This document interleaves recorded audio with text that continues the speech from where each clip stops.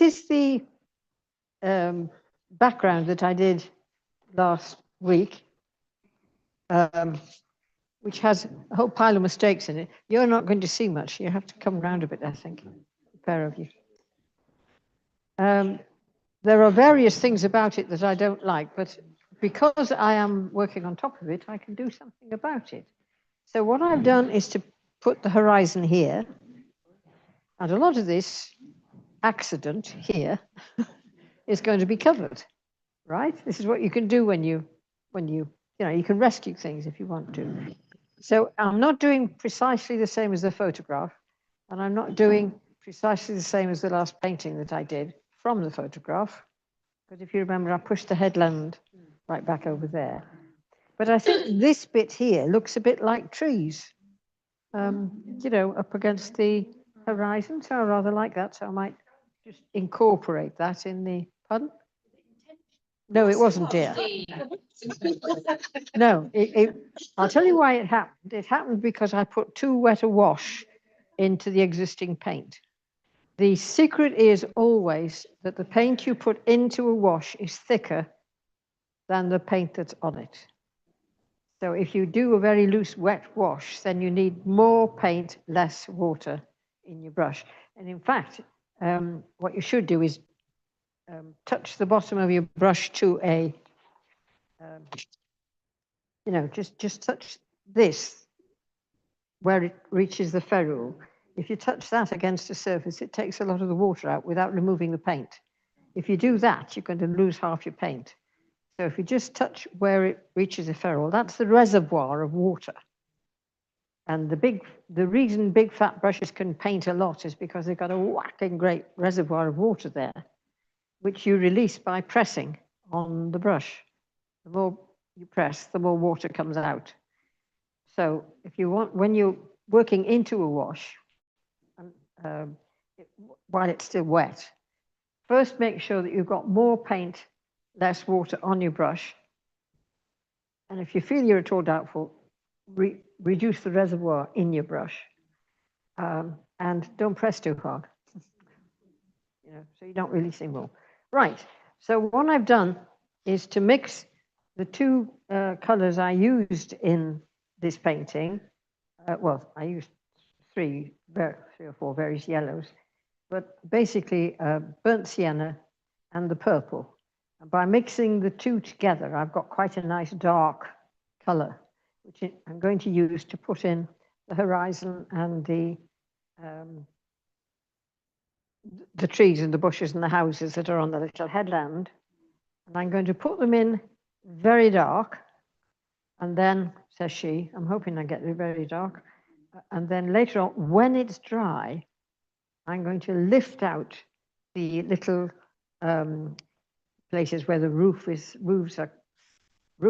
are slightly catching the light, or the turn of the tree is slightly catching the light, not enough to make it bright and stand out.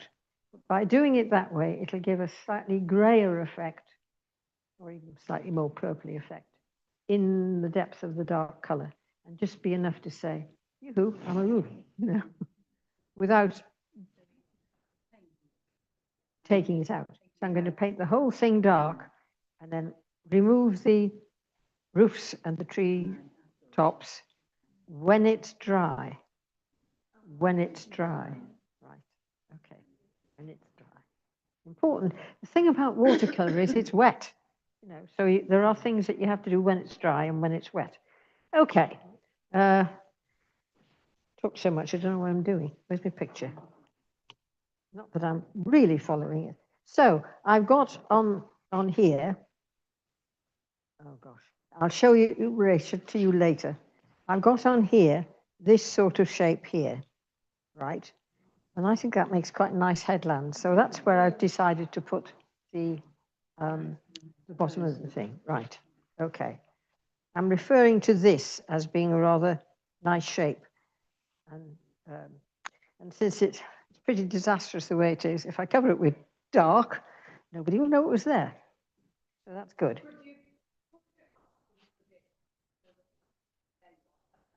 Right, I'm just trying to see what I'm doing myself. Right, so I've got a flat brush here.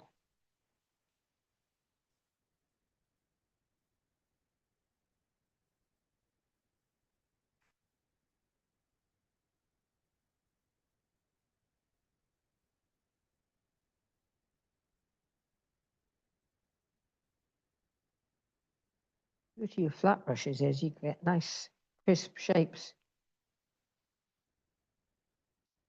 I'm not going back into it, working it over,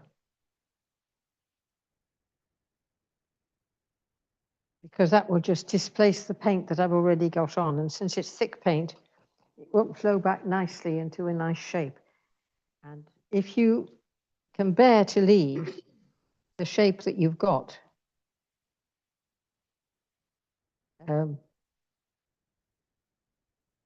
in your picture, you know, without talking about not made in a paint.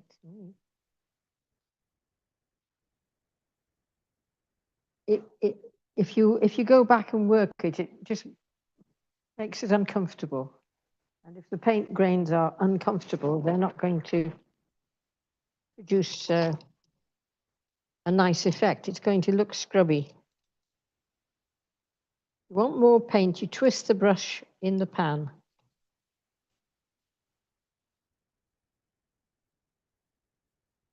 Oops, that's the wrong.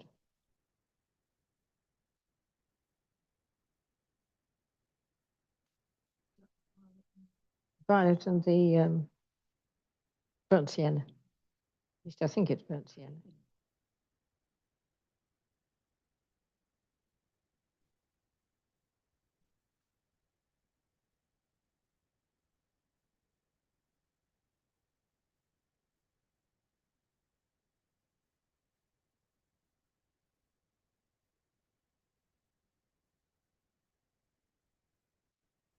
It's not moving.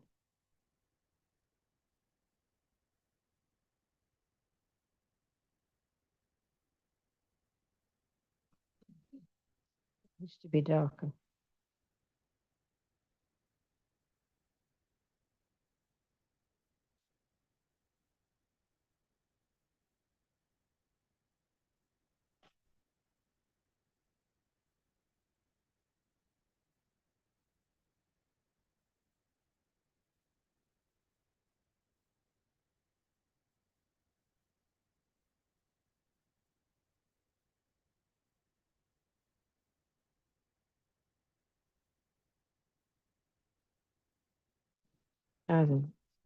So that's given me my silhouette. Can you see?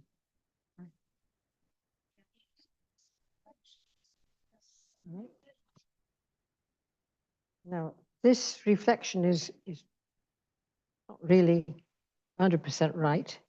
So I've added some more water to the mix, and I'm just going to, yeah.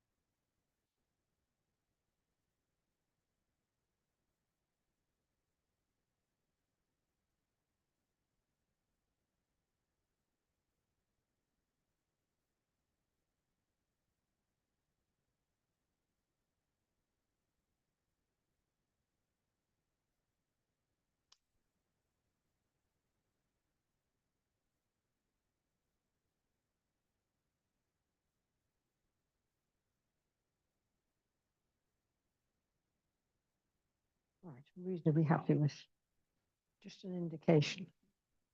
Right, okay. Now we need to look at the boat.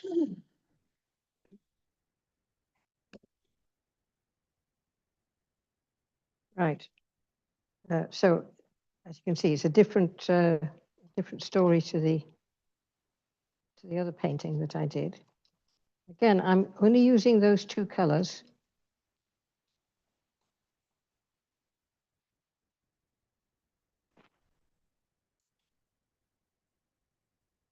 Which one was that one? This is a rigger. Right, okay. That was really for the end, but see how I get on with this now. Now I want to put the boat in. Can you still see, Rachel? Right, okay. So, round about here, I have the shape of the boat.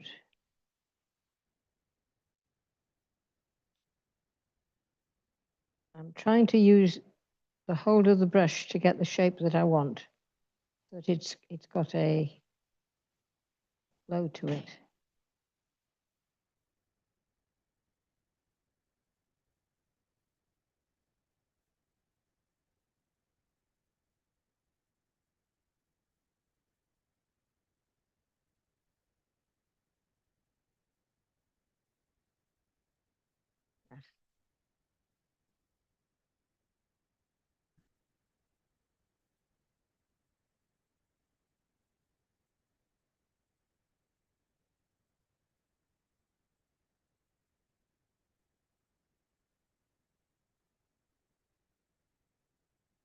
Just looking to see where the dark bits are on the boat.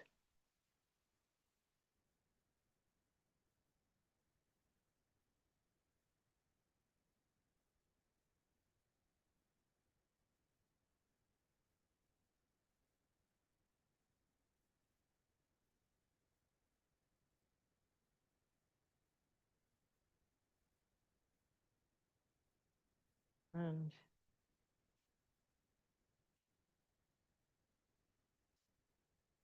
take some of that paint.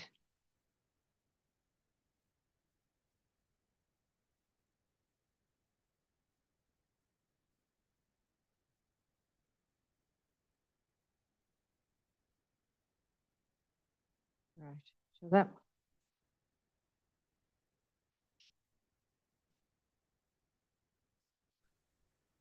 just enough to say this is a boat. I forgot to bring a ruler, so I'm not quite sure if I can get the mast in straight. So we'll leave that to the end, shall we?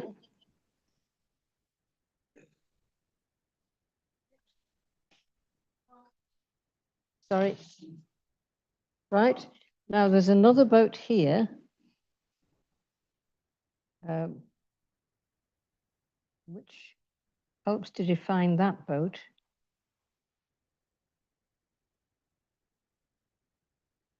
And again, it's got this great sweep across the back. Getting the balance of paint and water exactly right is problematic.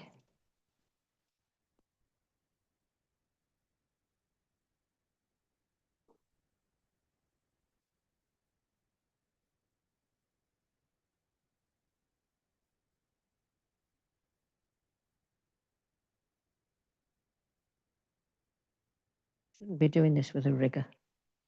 Asking for trouble, that is.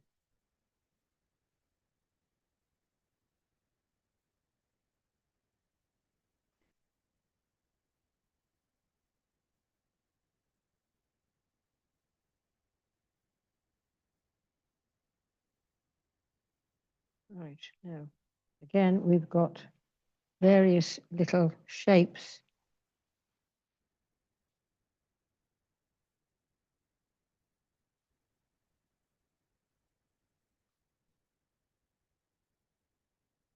This one is catching the light differently, so it won't be the same.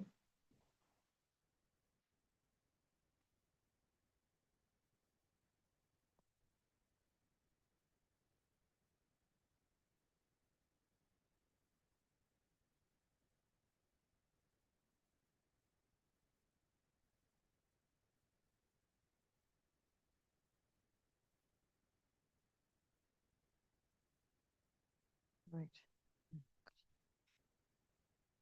Thank you. I used that brush, didn't I?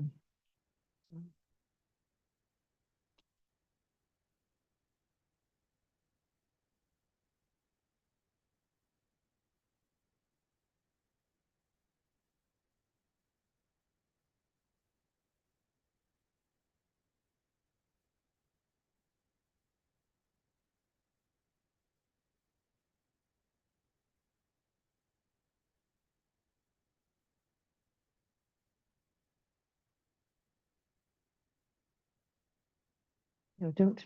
No. The temptation to put it right, you know.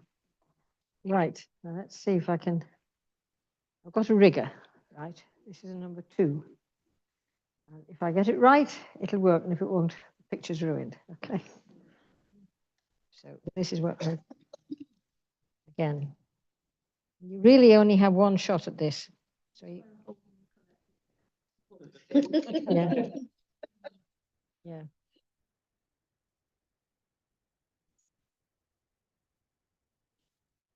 Right, now then.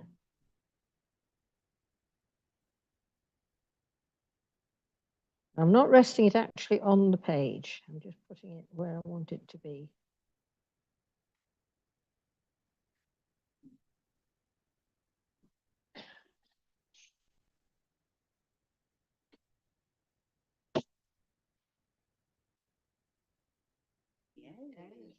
Well, it's a bit thick, but, you know, not as delicate as it could be, but it could, maybe it's got the sale on it. It's got a thick mask. Yes. Okay. This other one, got 2. One of which goes straight. One of which goes at an angle. Sure.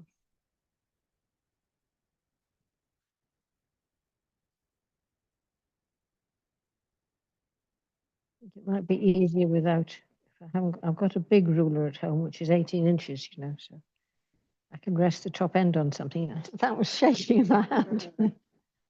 Right. Okay. Come on, Steve.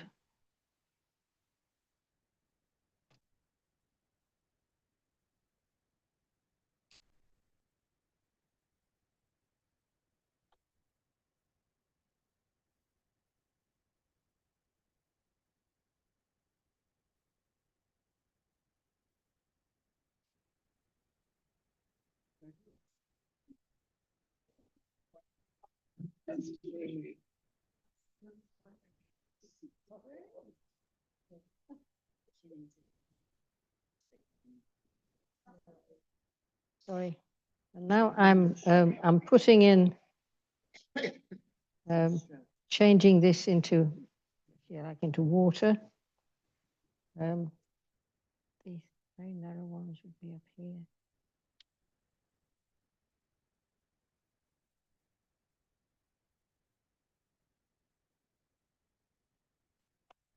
Suggest the waves.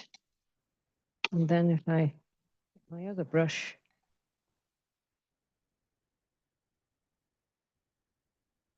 I can put in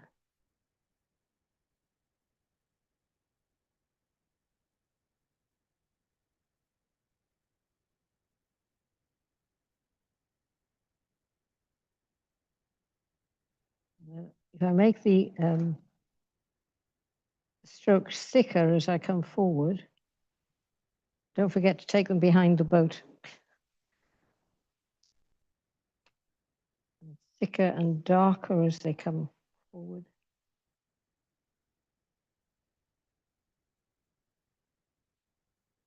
And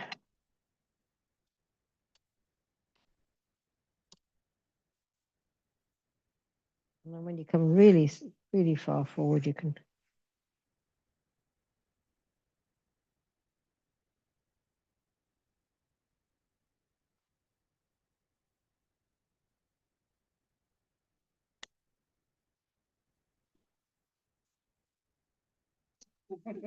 Just a few lines. Thin lines at the back, thicker lines at the front. They should have been paler at the back, but they didn't turn out. But I'm not going to get excited about it. Now, next thing to do is to lift where I want the roofs to be. And for that, I need clean water and a rag. Right, now then. So it's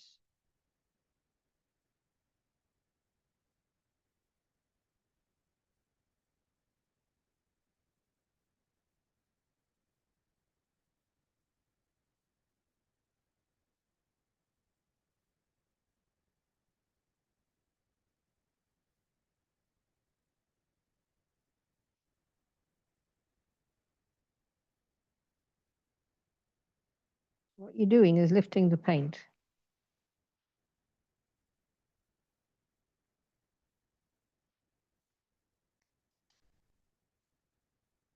And sometimes lift it with a brush more easily than a rag.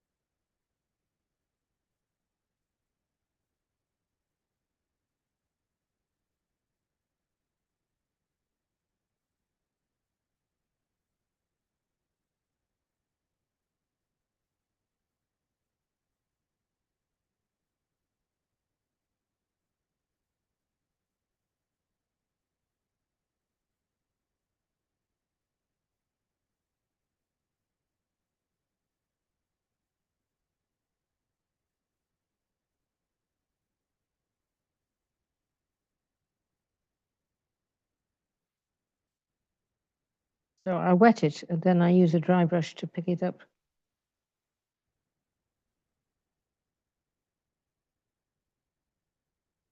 Don't like that line there. It's too sudden.